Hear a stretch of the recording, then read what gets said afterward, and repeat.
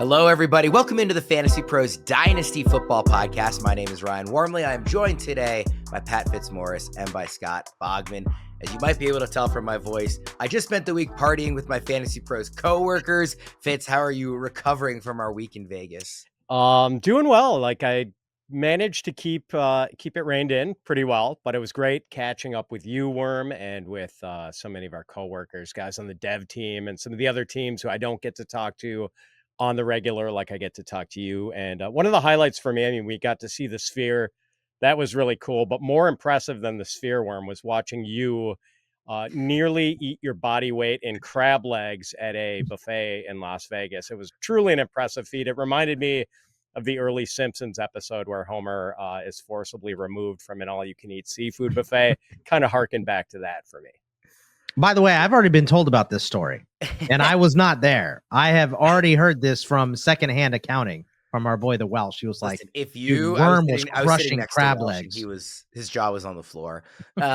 If you are going to offer me unlimited, all-you-can-eat steamed crab legs, I am going to lose your business money. I promise. He's going to do Maryland proud, folks. I mean, what do you expect? There was no Old Bay, which was a huge disappointment, I will admit, but the crabs are good nonetheless. It was funny. It was a really nice buffet, and everybody kept going back up to get pizza or get, they had really nice meats or, tacos. And I was like, I went up 3 times and every time just loaded up the plate with crabs and shrimp. I'm not here for anything else. Listen, if I were there, and hopefully next year I'll be there, you and I are going to be toasting with crab legs. I'm all about that too, Worm. So I will be happy to join you in this fight against the crabs. It was absolutely spectacular. By the way, shouts out to one of our data scientists, Mark. It was his first day with the company. At that same dinner, he completely shocked everyone by doing a backflip in front of us. I don't think I've ever heard our company crew cheer and yell and scream and react as loudly as they did to seeing that happen. So shouts to Mark for making a great impression on his first day. Bogman, are you a Vegas guy? It was my first time there. I'm a Vegas guy, but I can't be in Vegas for longer than 3 days. So that's kind of like, I definitely have a line where it will pull me under. So 3 days and then I'm out. So I've only gone a couple times because of that. So, it was very fun. I'm definitely struggling here in the back half of the week from those 3 days in Vegas. A lot of late nights, a lot of super fun times catching up with all the coworkers. Today, we are talking top 40 dynasty running back rankings. All of our 2025 consensus rankings and tiers can be found at fantasypros.com/rankings. From there, you can also navigate to any of our dynasty rankings as well. I do want to also let everybody know, if you want a chance to win a signed Mike Evans Buccaneers helmet for free, courtesy of our friends at pristineauction.com, all you need to do is head to fantasypros.com/contest, complete the form, and either download the Fantasy Pros My Playbook app, leave a review for the podcast, or follow us on X, Instagram, or TikTok at Fantasy Pros. The more actions you complete, the more entries you receive. We will be announcing a winner right here on the podcast. If you're watching on YouTube, be sure to subscribe and turn on those notifications so you can be alerted when new episodes are up and to claim your prize. All right, guys, we're going to go through, like I said, the top 40 dynasty running back rankings. Always a really interesting conversation when it comes to dynasty because running backs are so important in the short term and they are so largely devalued in the long term by a lot of kind of current dynasty strategies. It's typically the final piece. You want to add the shelf life is just so short. The injuries are so relevant. So it's always, to me, when I sit down, the quarterback conversation is fun because they're the big names. Wide receiver conversation is fun because they're the backbone of your team. Tight ends are whatever in dynasty. But running backs is the one where I'm most fascinated to see kind of what direction this goes. We'll run through kind of the guys at the top. And I will say, we're going off of our Fantasy Pros ECR rankings, which, as I mentioned, you can find on the site. These tend to, at this stage in the offseason, be a little delayed in catching up to the rookie rankings. So you might notice those guys are a bit lower. We're going to talk about where we, as a show, Fitz and Bogman, have those running backs, Omarion Hampton, Ashton Jeanty, of course. They're going to be higher for us than they are largely in the expert consensus rankings. So we'll touch on that when we get to those. But as we have it here on ECR, at the very top, it's Bijan Robinson, 1, Jahmyr Gibbs, 2, Saquon Barkley, a bit older than those guys, but obviously coming off an insane year, is at 3. Right off the bat, Bogman, is there anybody that should be in the top 3 that isn't? I don't think so. I think that's a good top 3 if you want to throw Ashton Jeanty in the conversation with those guys. I am fine with that. I think, the next couple guys right below could get into that conversation, but I think those top 3 are correct. Same feeling, Fitz, or would you have thrown another name in there? I mean, I have Jeanty at 3. Okay. He is 21, and he is pretty close to being on a par with Saquon Barkley and Bijan Robinson as a running back prospect.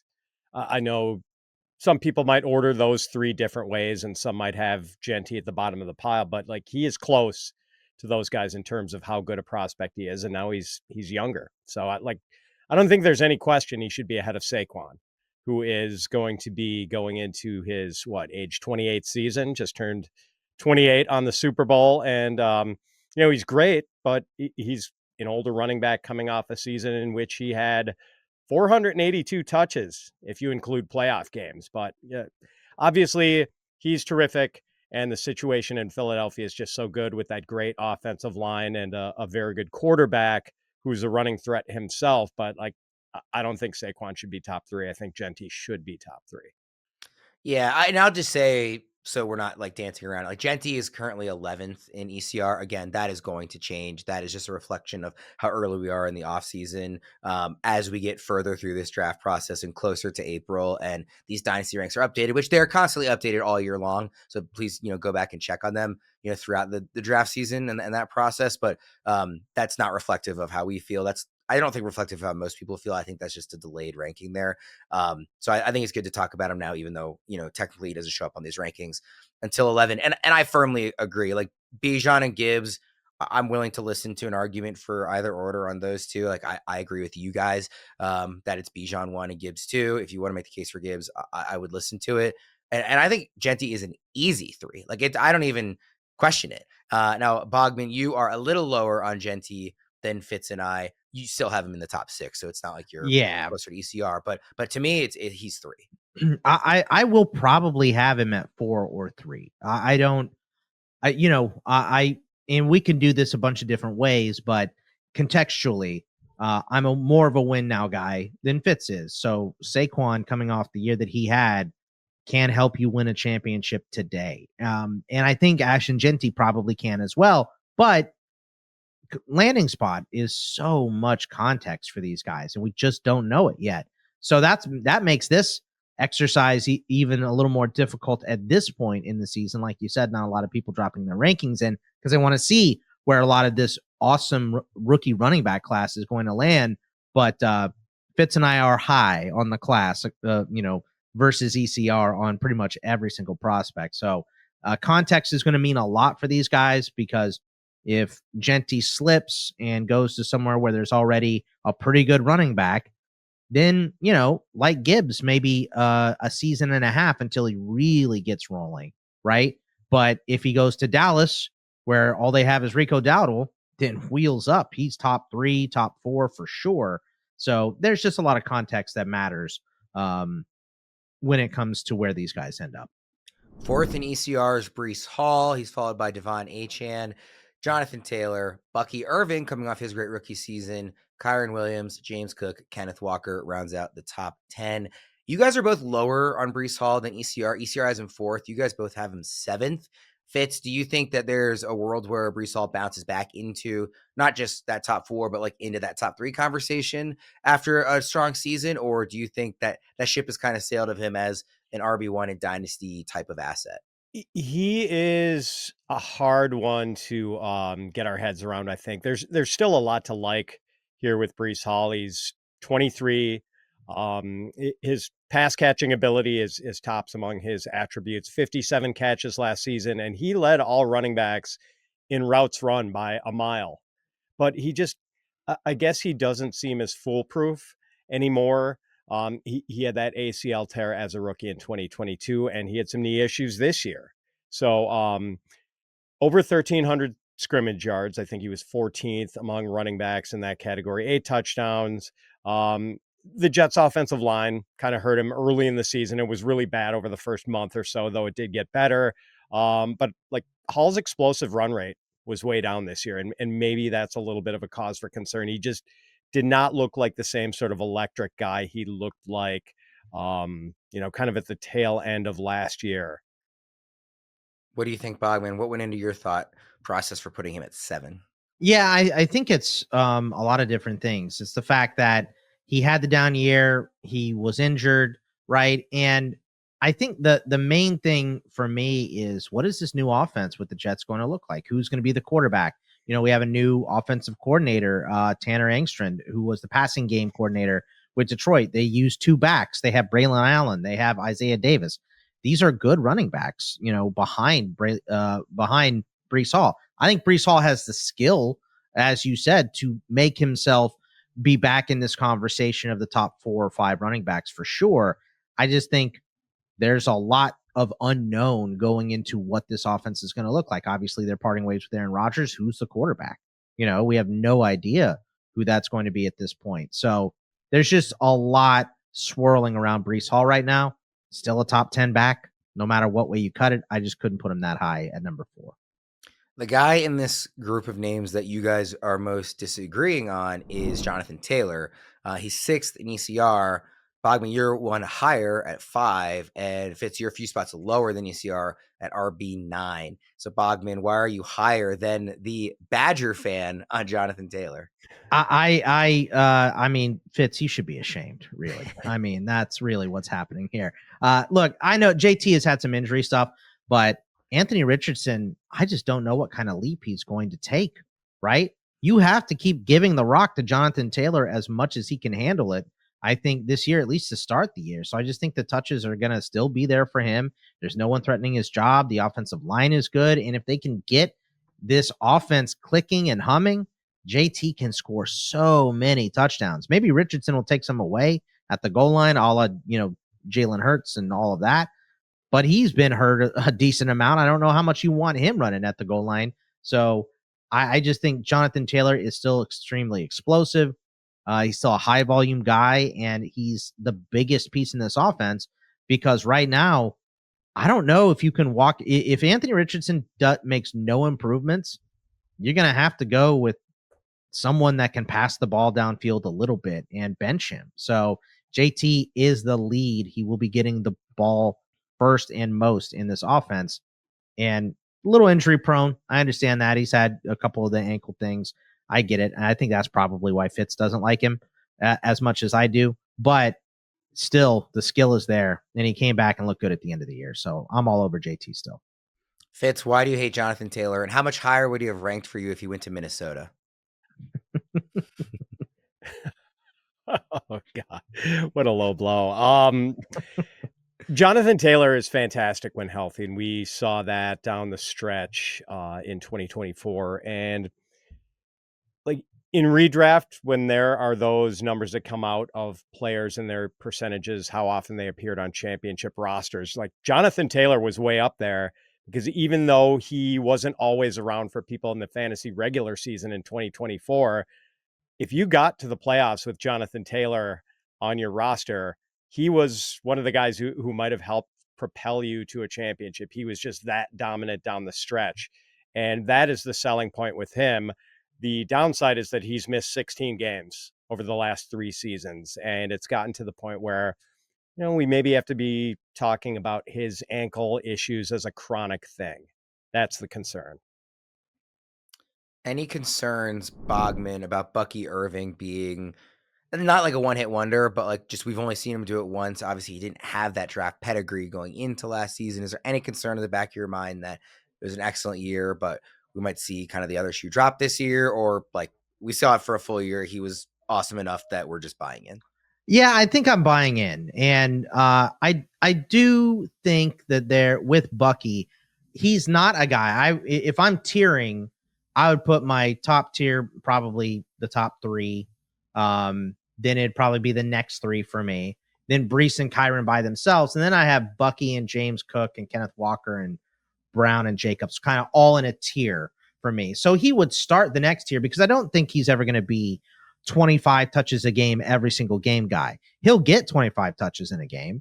But I don't think that is what you want from him. So I think you still need Rachaad White, or you need another back that's a little bit bigger to handle those short yardage carries and stuff like that. He's not built to be an every single down back, but he's so good with the ball in his hands. That's what it is. He doesn't need that many touches.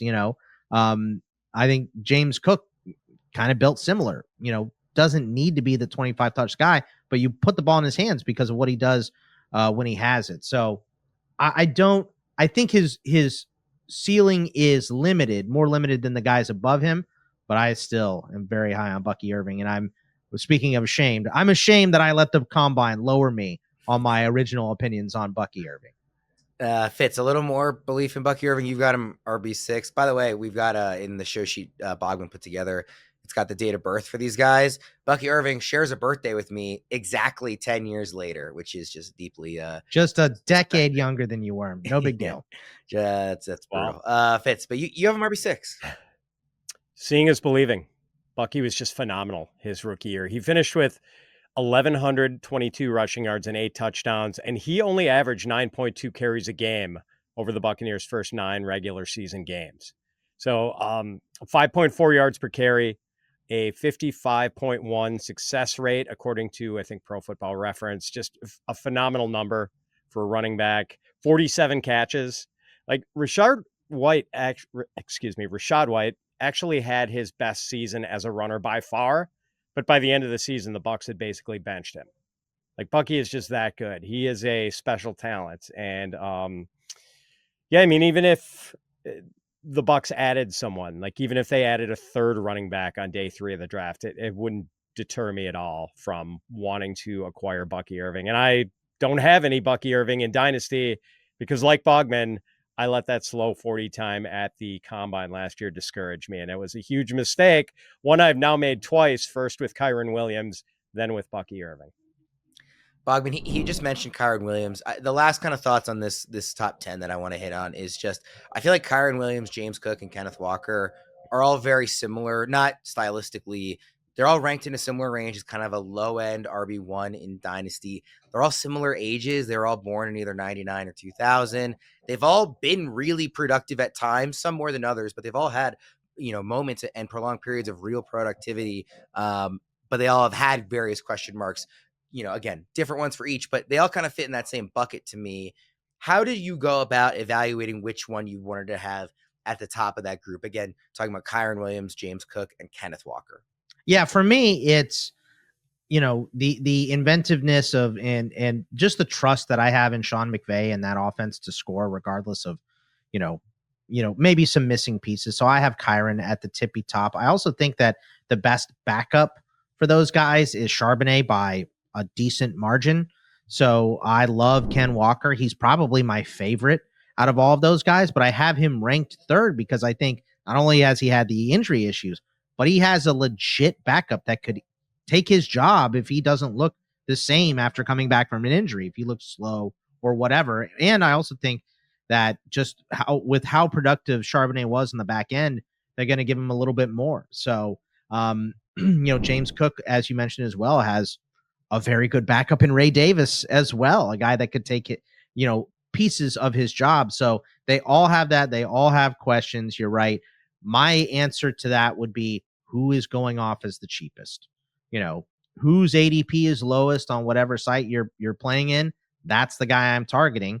So I can skip the other 2 guys and maybe wait for that last guy to fall. So my answer would be they're all in the same bucket. Give me the guy that slips between them. By now, most of you have probably heard of Reality Sports Online, the powerful fantasy sports platform where owners get to build and manage their fantasy team like an NFL general manager. But the question is, have you tried it? It's time to go see what all the buzz in the Dynasty community is about.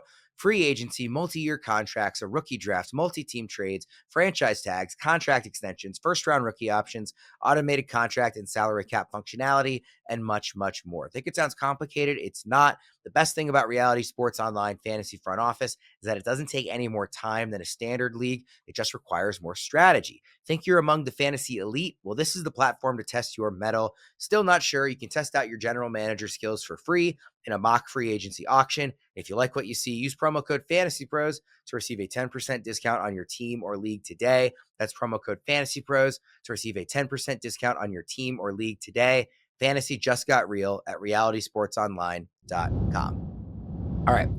Let's look into that next group of 10 here, 11 through 20. Ashton Jeanty, we already talked about, will be higher as we get closer to the draft season. He's followed by Josh Jacobs, Derrick Henry, Chase Brown, Christian McCaffrey, Joe Mixon, Chuba Hubbard, David Montgomery, Tyrone Tracy, and Alvin Kamara. This is the grouping of the veterans, the guys who are older, and therefore how much you are interested in them is going to be really dependent on if you're win now or not. I think the prime example of that is the oldest guy here, Derrick Henry. He's RB14. Well, he's RB13 in ECR. You guys each have him RB14. But the truth of the matter is he's not RB14 for anybody. If you're a win now team, he should be valued higher than this. And if you are not a win now team, you shouldn't have him on your team. He should not be on your roster at all. So RB14 is kind of a placeholder in that regard. Fitz, how do you, and it can be Derrick Henry, it can be Christian McCaffrey, it can be, Joe Mixon was born in 96. It could be Alvin Kamara born in 95. Any of these guys who are veterans and older for the position that are in this grouping, how do you go about deciding where to put them in an overall dynasty ranking, despite the fact that their real value is so contextual? Yeah, you definitely have to put weight on what they can do for you in the here and now, but you framed it really well, Worm. You should not have any of these guys on your team if you are in rebuild mode. And you could even probably make the case about Josh Jacobs, who just turned, I think, 27, or maybe he's going to be going into his 8. Yeah, he just turned 27.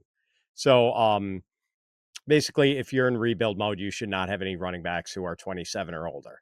And Derrick Henry could obviously have another monster year and be tremendously valuable to a contending team, but he just turned 31, and he is at the point where even the great running backs are at high risk of tumbling over the age cliff. And I know a lot of people think, and maybe correctly so, that Derrick Henry is just a different species of human being and is going to be more impervious to the tests of father time than other running backs. But at age 31, he's kind of redlining it as far as age and performance, and maybe we get the performance dip this year. So again, if you are in rebuild mode or transitioning into rebuild mode and Derrick Henry is on your roster, you need to seek out a deal with a win now team.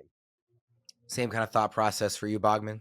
Yeah, I think you make a great point, Worm. It is so contextual, and there's a lot of contextual stuff going on with the running back position because the shelf life is so short and the fall off is way more rapid than at other positions. It's like, okay, this guy looks slow for 4 weeks in a row and now somebody has his job. It's really fast. So, but a guy like Derrick Henry is a freak of nature. We talked about that all year last year. And I said, I don't like this addition to Baltimore because I love it, and it worked. It was awesome. Killed the Steelers in the playoffs. I have bigger questions about, new coaching staff in New Orleans. What is Alvin Kamara's future there, right? Are they going to stick with him and roll with him until the wheels fall off? Are they going to try to move him because he's a piece and, they have the cap issue and all of that? I don't believe a word that comes out of Kyle Shanahan's mouth about Christian McCaffrey. I just can't. So, I'll believe it when I see it. Maybe I'll move him up in camp, but right now he has to be at 15 for me. So yeah, with the vets, it's all about where you're standing and kind of like quarterbacks, a crappy quarterback on a team with 4 is worth way less than a guy that only has 1 in a superflex league. That guy needs that quarterback. So context matters so much for these guys, but these are dudes that can still win you leagues right now. Even though they're old, they could also be worth nothing at the end of the season. So, the guillotine drops real fast on these older guys. To the point about age, 8 of the top 11 guys in ECR at running back were born in the 2000s, not in the 90s.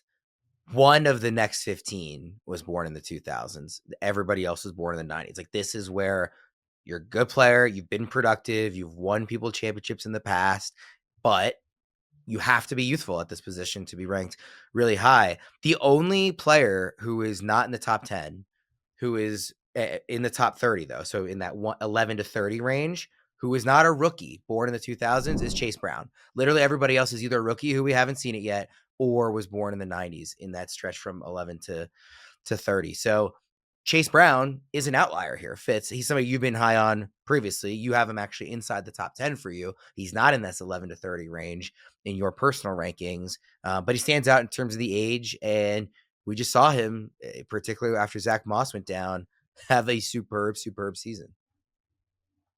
Yeah, and I can understand the trepidation that some rankers might have about not wanting to put Chase Brown in the top 10 because it's unclear whether Cincinnati is going to add anything at running back. It's possible they could add someone as early as day 2 in the draft, but Chase Brown did show he can be a workhorse.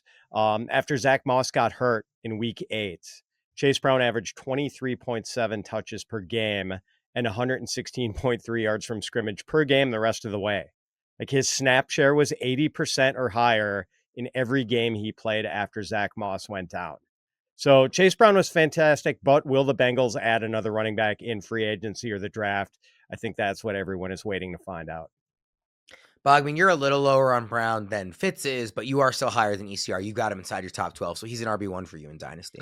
Yeah, I mean, the end of the year was incredible, especially with the unbelievably slow start. I mean, people were cutting him 4 weeks, 5 weeks in because he just wasn't getting the ball at all. And for him to then explode in the second half and take off and really show that he's a workhorse type of back, I think was huge. And remember, to Fitz's point in, are they going to add somebody? They traded for Khalil Herbert last year, and then I think they gave him the ball 4 times or something because Chase Brown was so good. So I just don't think it's going to be very high on the priority list. I think they're going to add a day 3 guy to back him up.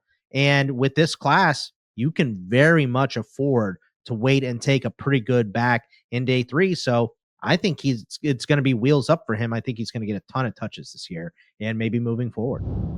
A couple of nice surprises in this range from this last year. Chuba Hubbard at, again, RB17 in ECR. Tyrone Tracy, he's at RB19 in ECR. But they were both born in 1999, which means they're turning 26 this year. So they are already getting close. I mean, Tracy, especially just as a rookie, already 1 year in. Year 2, he's going to be turning 26. That's one of the reasons why he's ranked where he is, despite having a very strong rookie season. And Chuba Hubbard, he'll turn 26 in June. But now, obviously, Jonathan Brooks, not a short-term, possibly not a long-term factor in Carolina. So there's a lot of runway there for him in an offense that looked better, certainly, as the year went on. Between Hubbard and Tracy, Bogman, who would you rather have in your dynasty roster? Yeah, that's tough because I have right now I have Tracy at 17. I have Chuba at 20. And I think the thing for me is, and Chuba had such a great year, and you're absolutely right, Worm. Like Jonathan Brooks goes from a guy that could have been a top 20 back if he had finished out the year to another knee injury. Is he even going to be the same type of player when he comes back? We just have no idea. So, like you said, a lot of runway for Chuba to make some hay here. But I know you mentioned the age about Tyrone Tracy, but remember, this guy he hasn't been carrying the rock as a running back for a long time. Last couple seasons at Purdue. Before that, he was a wide receiver. So it's not like he has a normal running back wear and tear on his body already. So physically, he's a little bit younger than a man of his age at this position. And, just started getting the ball a ton. So I would rather have Tracy.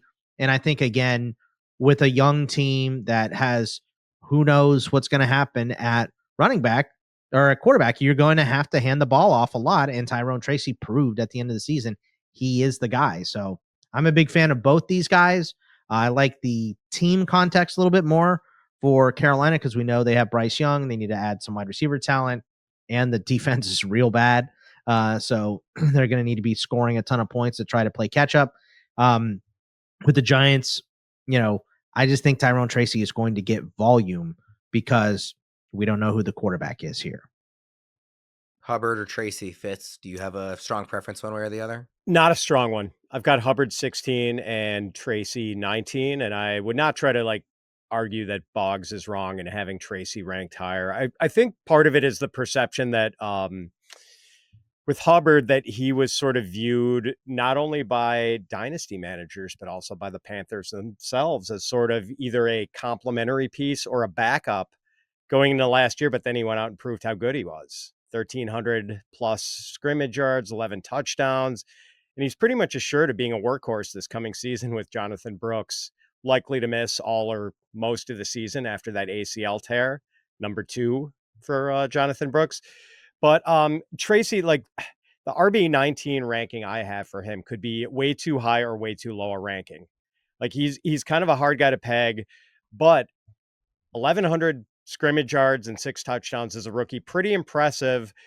We don't know what the role will be, but I think it's somewhat encouraging that he managed to, by the end of the season, sort of marginalize Devin Singletary, who had kept forcing his way into the running back picture on his previous teams, first in Buffalo and then with Houston in 2023.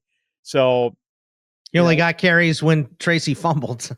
Exactly. And the only thing that kind of terrifies me with Tyrone Tracy is he reminds me in so many ways to Antonio Gibson, who I had this giant man crush on early in his career, and he kind of got derailed by fumbles and maybe lack of efficiency. And like Antonio Gibson, Tyrone Tracy is this converted college wide receiver who made a great early impression and who had some fumbling problems. So we'll see, but I am overall pretty optimistic about Tracy. Want to remind everybody to join our Fantasy Pros Discord community, chat with other fans, and get access to exclusive AMAs that wind up on our podcast feed. Here's our current schedule. Myself and Fitz at 5 Eastern on the first Tuesday of each month. Then Fitz and Boggs at 5 Eastern on the third Tuesday of each month. Come get your questions answered and be on the show at fantasypros.com/chat. All right, guys, looking at running backs 21 through 30. It's Brian Robinson Jr., James Conner, Isiah Pacheco, Tony Pollard, Travis Etienne, Omarion Hampton, DeAndre Swift, TreVeyon Henderson, Ramondre Stevenson, and Najee Harris. So once again, I mentioned it already, but all these guys are, on not old, but, on the older end. They're all born in the 90s, except for the rookies that are mentioned here in Hampton and Henderson. Kind of that top part of this grouping, Brian Robinson, James Conner, Isiah Pacheco, kind of similar style players. I think that Omarion Hampton, which, by the way, to highlight the difference, again, ECR maybe catching up on the rookies. You guys have him 15th and 16th respectively. So that is more in line with where I think he is. It's probably projecting somewhat in terms of the landing spot, because if he, more so than Jeanty, if Hampton goes to a poor landing spot, it feels like that would really hurt him. Way more variance for him. Jeanty, you're right. There are very few landing spots that I think would actually hurt him. Hampton, there could be. Now, if Hampton goes to the LA Chargers, then 15 or 16 will be too low, right? Yeah. Like, he will be an RB1 in Dynasty, at least in my opinion, and possibly in your guys' opinion as well. I think that 15-16 range is a good kind of spot to be in for now. Placeholder, again, he's 26th in ECR. I'm actually starting to come around. We can just stick with Hampton to start off here. I'm kind of coming around to the idea that it's similar to, I'm not saying an exact one-for-one repeat, but it's similar to last year with Marvin Harrison Jr. and Malik Neighbors. I'm not saying that Hampton is going to be as good as Neighbors is, but where these guys are both really good, and yet one of them is being ranked as like a step in day one, like our last year's wide receiver one, this year RB1, and the other guy is further down. And I think that gap is too wide. Like, Jeanty should be ahead of Hampton, but I don't know that the gap, again, the perceived gap for Jeanty is a top 5 Dynasty guy already. And Hampton, again, more in the teens, late teens, again, ECR 26. I just think that's too wide, Bogman. Yeah, I think whenever you have a guy at the tippy top who is, in the Heisman race all year and leading a team in a playoff run and all that stuff, the guy that is most disrespected is whoever is right behind him. And we did it with Malik Neighbors last year. And I think you're absolutely right. I think Omarion Hampton is getting overlooked. I think the running backs in general behind Jeanty, because of what, the NFL has done with the position and not paying them and pushing them down in the draft and all that stuff, I think they get overlooked because of that a little bit. There's a lot of very good backs in this group. There's a lot that are in my top 30 that we haven't even got to yet. So, I think you're right with the disrespect, because this guy, think about Gibbs. Gibbs went 12, and they were like, they signed Montgomery too. I don't know what's going to happen with Gibbs, blah, blah, blah. Right. No, Gibbs is amazing. Now he's number 2. He's right behind Bijan in our rankings. And no one thought it was going to be Bijan and then Gibbs. They thought maybe it was going to be Bijan and somebody else. But Gibbs is outstanding. And I think you're absolutely right, Worm. We're doing a little bit of the same. Not exactly the same. I don't think Hampton's going to go 12. Of course, I didn't think Gibbs was going to go either. The Lions took their shot. So he could still go in the first round, back end of the first round. Like you said, to the Chargers could happen. Maybe the Chiefs, decide they want a very good running game because it was kind of back and forth between busted Pacheco and old Kareem Hunt last year. So there are many spots he could end up that could be very good, but I'm 100% in agreement with your sentiment. It's an interesting comparison. I just saw there's a Ravens fan I follow who has a scouting background and is like real heavy into the draft and evaluating each rookie class. And he had Gibbs ahead of Bijan a couple years ago. And he actually just tweeted yesterday that he has Hampton ahead of Jeanty. Now, I think that's going too far. I would not have any running back in this class ahead of Jeanty. But again, I think it speaks to the fact that I don't think the gap is as wide. It's not insane. I wouldn't do it, but I mean, I don't know. Jeanty's had a lot of touches. Like, that's the one knock you could say on him coming out of college. He's had a ton of touches. Hampton's had a decent amount. He had a decent amount this year anyway. What's the age gap on them? Jeanty's December 03, Hampton March 03. So same year, handful of months apart. Fitz, what do you think about that? Just the gap between Jeanty and Hampton in general. Yeah, I mean, I do think I've got Jeanty like a cut above, but I love Hampton. He's my number 2. Although I know some people do not have Hampton number 2. Like some people have either Caleb Johnson or one of the Ohio State guys. I think Hampton's pretty fantastic. There have been 3 1,500-yard rushing seasons in University of North Carolina football history, and Hampton has 2 of them. Oh, and by the way, he catches passes.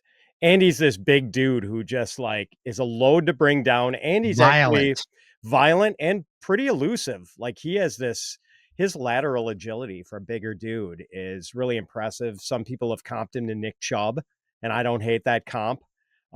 He's Nick Chubb without any sort of knee injury history coming into the league. So, he could potentially be a year from now when we revisit this. Would not be surprising to see him in the top 10. The other rookie in this group, you just mentioned the Ohio State guys, is TreVeyon Henderson. That is the guy that I like as RB3 in this class, and he's 2 spots away in ECR from Hampton. I feel a lot less confident in saying like, oh, he should be much higher than this. I do think like he's RB28 in ECR. I do think that's low, but unlike Hampton, where I'm really excited about the possibilities for him, and again, depending on the landing spot, I'll be all over him in rookie drafts. Henderson is a guy I really like, but I have a lot less conviction than I do when talking about Hampton. Fitz. Yeah, Henderson might be a little Devon Achane like. I don't know what sort of load he can handle, but he is an electric playmaker. Thing is, he hasn't had more than, I believe, 180 rushing yards in any of his 4 college seasons, and that 180 came when he was a freshman. So carries. You said yards. Oh, sorry, carries. Yes. So yeah, he's going to be a committee back or like part of a 2-man, a 1-2 punch. He'll be the Lightning. Someone else can be the Thunder, but who cares? So is Jahmyr Gibbs, and he's, one of the most valuable running backs in Dynasty. So, Henderson is well worth trying to acquire. I think he's probably going to go middle to somewhere probably between like 7 and 11, even in super flex rookie drafts. Bogman, you're a little lower on Henderson than Fitz. Again, still higher than ECR on him. Yeah, I got him at 25, and I really like him. And I don't think I do have Scattaboo. I have him. I have Caleb Johnson and Quinshon Judkins. I'd have it ahead of him as well.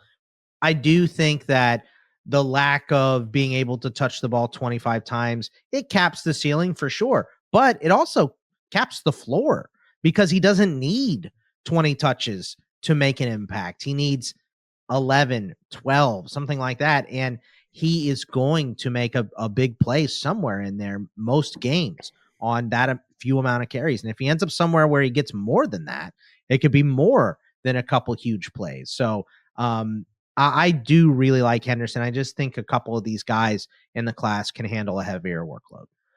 I feel like everybody else in this group that I named besides the rookies, and I'll read them again quickly: Brian Robinson, James Conner, Isiah Pacheco, Tony Pollard, Travis Etienne, DeAndre Swift, Ramondre Stevenson, Najee Harris. I feel like every one of these guys besides the rookies is a contending team's RB2, but an uninspiring one that you're looking to upgrade and slide into a flex spot.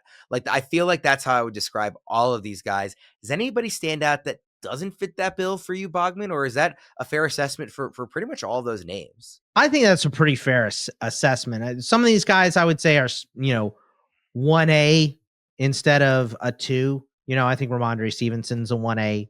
I think James Conner's a 1A over Benson. Brian Robinson is as well. Pollard is as well. But they all have a back next to them. They're all, I think what you have here is guys that are guaranteed to get touches and average somewhere around at least 10 points a game, right? So you have high floors because the touches are coming for these guys. But, Washington adds Caleb Johnson. Where does that leave Brian Robinson? You know what I mean? If Jacksonville adds Cam Scattaboo, where does that leave Trevor Etienne? Or the Patriots add somebody? These are guys that can get pushed out of their job quickly, but they have the guaranteed touches right now. So I think that's kind of what this group is that we're going through here. Is there a ceiling that stands out to your Fitz, or is it more just a bunch of guys with high floors and you're not really interested in the ceiling of anybody? I'm not even sure the floors are necessarily that safe on a lot of these guys. The one interesting guy to me is Pacheco.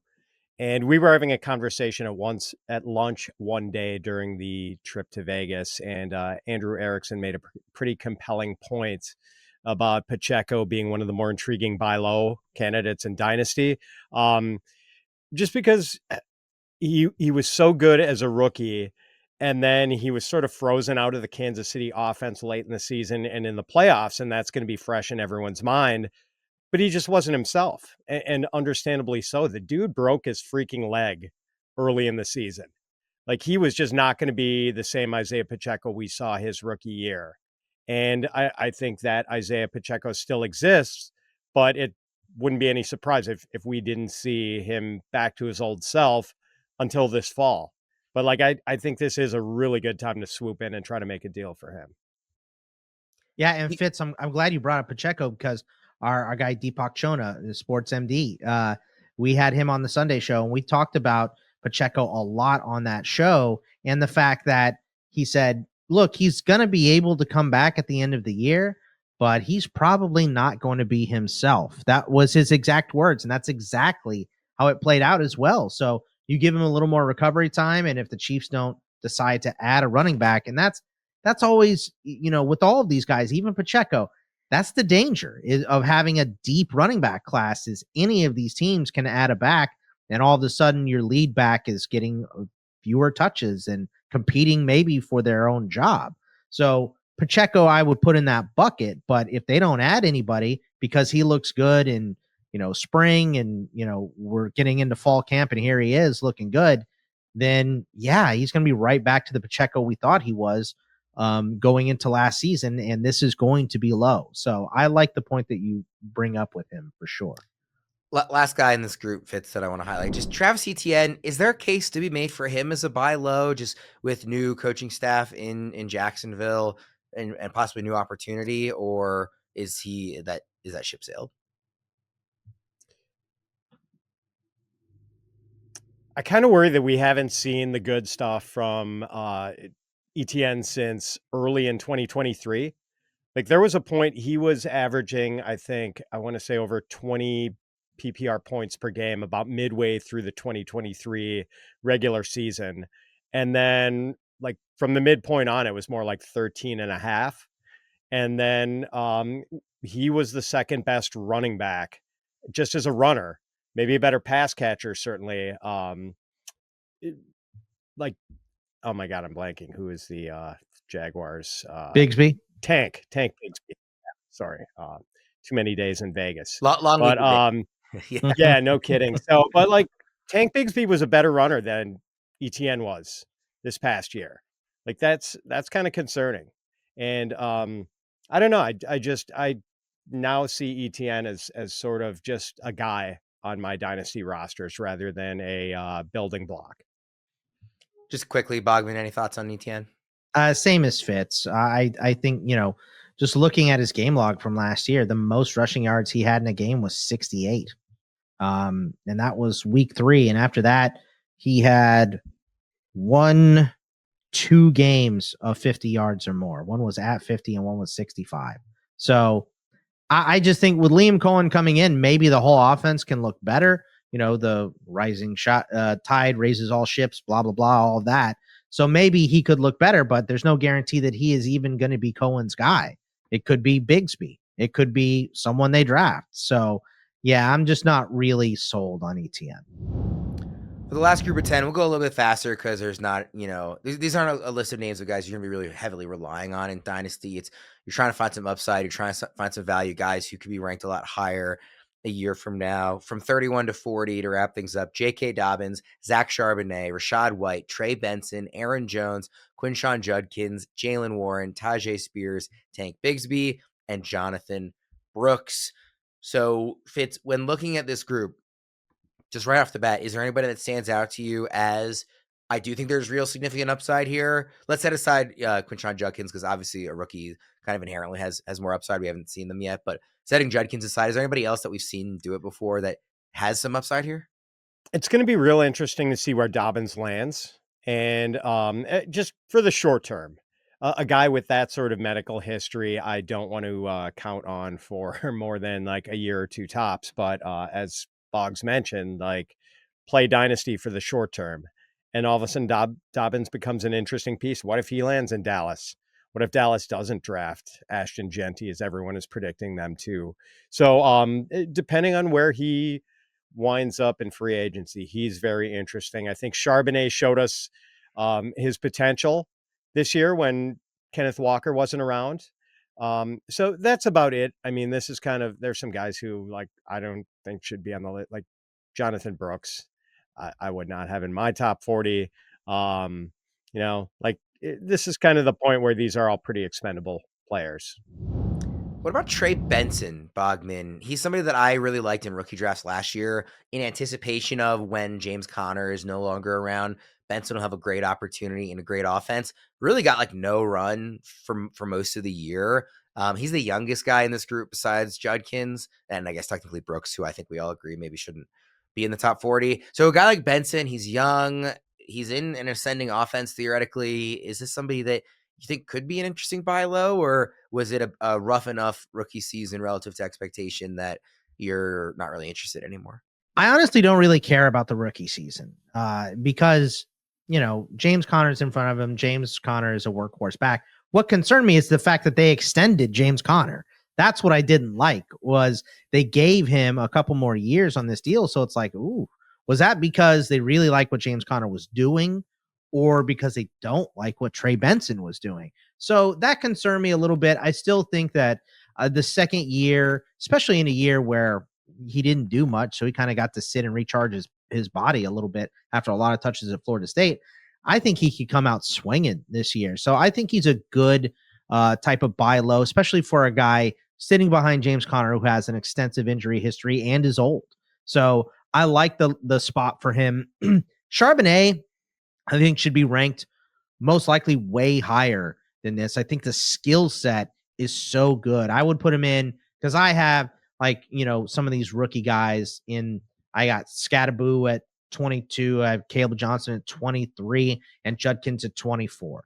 If he wasn't in Seattle, I'd put him right in that bucket. But Ken Walker just is a star.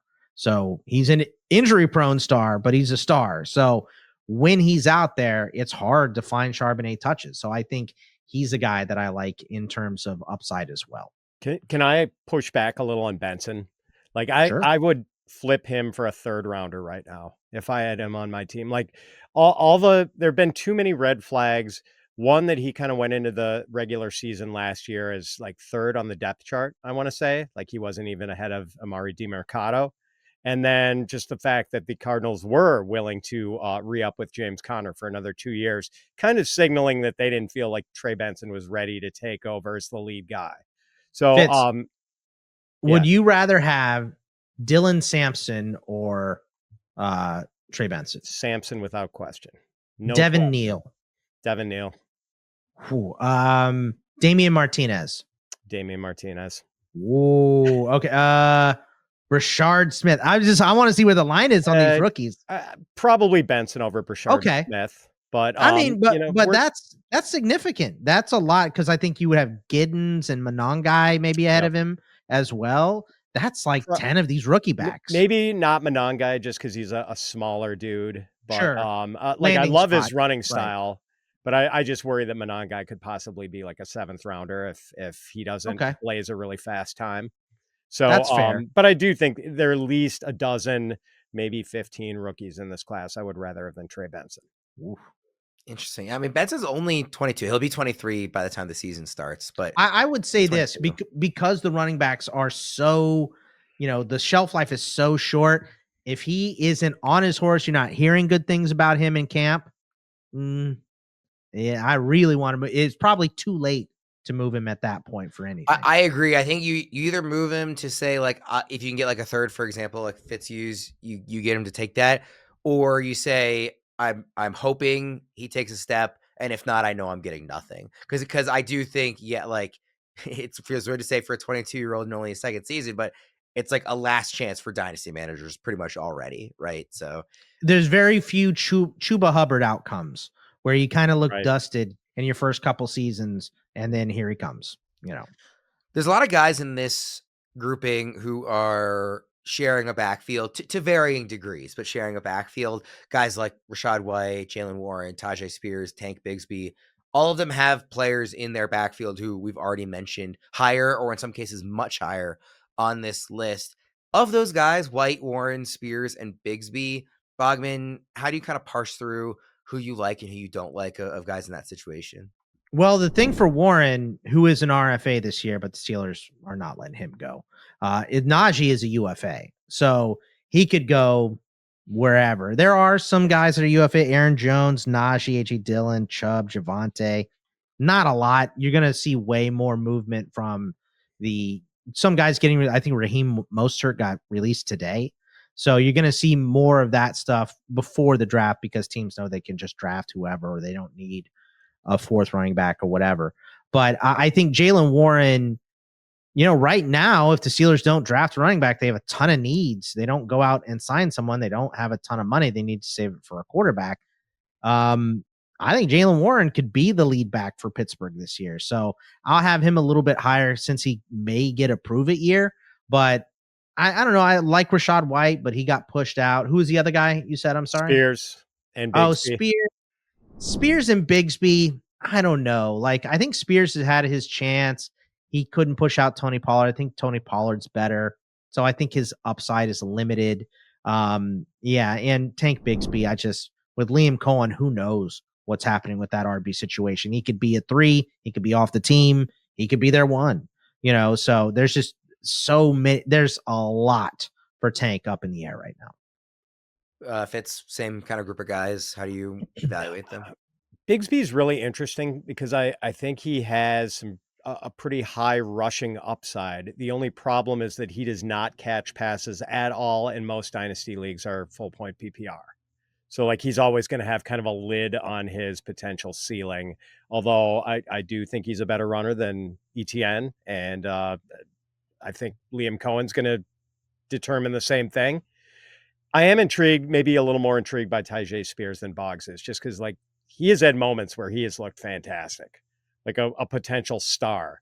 I know he's got the weird thing where he doesn't have an ACL in one of his knees, so maybe it's a short peak of his career. But I do think maybe at some point he gets a shot to be the lead guy for Tennessee or maybe for some other team. And I think there's a lot of potential there. Not that I'm willing to give up like even a 2nd round pick to find out, but I'd maybe throw someone a 3rd rounder for Tyjae Spears, and I would rather have Tyjae Spears than Trey Benson.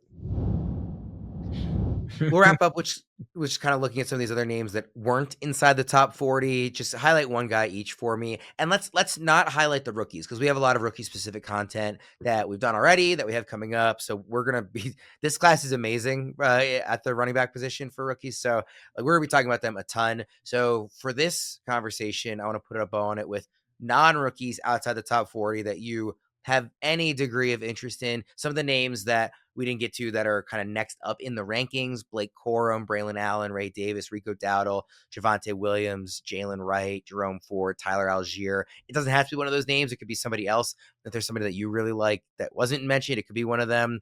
But Fitz, I'll start with you. Does anybody stand out that we didn't talk about today? Not a rookie that you're mildly interested in? Yeah, since I was sort of, well, not dissing, but not as enthusiastic about Jonathan Taylor as I maybe should have been early in the show, I'll mention 2 second-year guys from Wisconsin, Braylon Allen and Isaac Guerendo, who both flashed, I think, as rookies. Guerendo, we'll see what happens with McCaffrey, but if Guerendo goes into the next season as the primary backup to the very injury, a guy with a checkered injury history, let's just say, in Christian McCaffrey, I'll be pretty intrigued by Guerendo because I didn't know how much nuance he had to his game other than just being a big, fast, straight line guy. He showed me a little more than I was expecting this year. And then Braylon Allen got off to a terrific start. Didn't do much after that first month and a half, but obviously just a really big dude with surprisingly good speed. Maybe if Breece Hall doesn't have the sort of career we envisioned for him, there might be room for Braylon Allen to assert himself in 2025. Yeah, is Braylon Allen still, like, not even being a rookie, the youngest guy on this list? He's got to be close to it. If he is, I mean, he was the youngest player in the entire NFL draft in 2024, so he is still a baby. Okay, so yeah, on our list, Dylan Sampson's younger, obviously a rookie. Damian Martinez is younger by like a week. Yeah, he's younger than a lot of guys in the 2025 class. Yeah.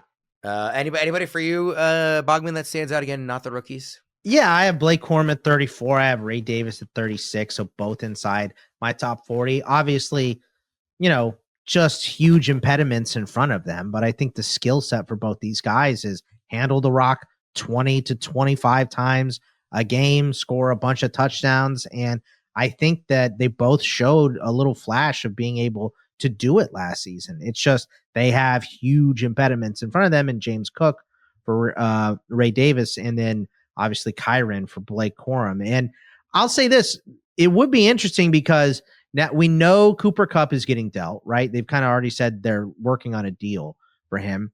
Now we're getting rumblings of Matt Stafford potentially getting traded.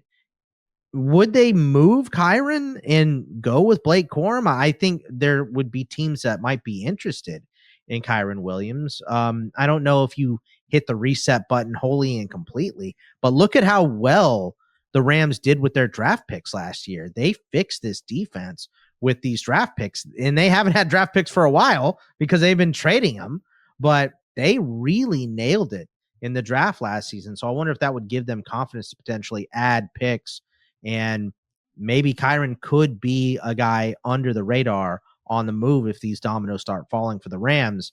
And then Blake Corum would be looking at a lot of touches. So Corum and Davis are guys that I think could handle a massive workload. Like I'd put Tyler Algier in that group as well, who I have down at 50, just because you're not getting out from around Bijan. He showed that at the end of the year, even, at the beginning of the season where it was kind of a mix between the two. The end of the season, it was Bijan. So Tyler Algier, another guy I like, but just roadblocks are way too much for him right now.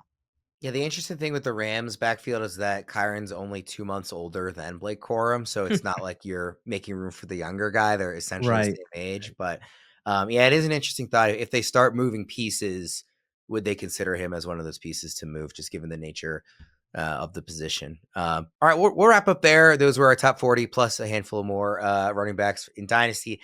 Again, a reminder that you can find kind of all of our rankings, fantasypros.com/rankings. They are a living document. They will continue to be updated kind of throughout this draft process in terms of the rookies and general Dynasty thoughts, and of course all off season long as we head towards 2025, several months from now.